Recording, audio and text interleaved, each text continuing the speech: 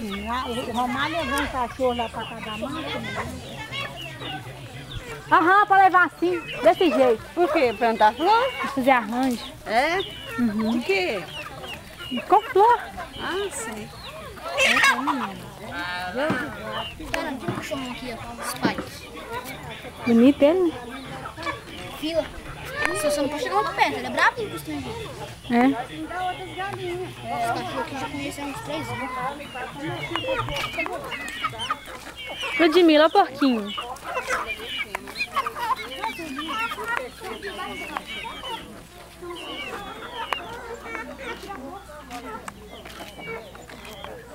Ludmila, Ludmila.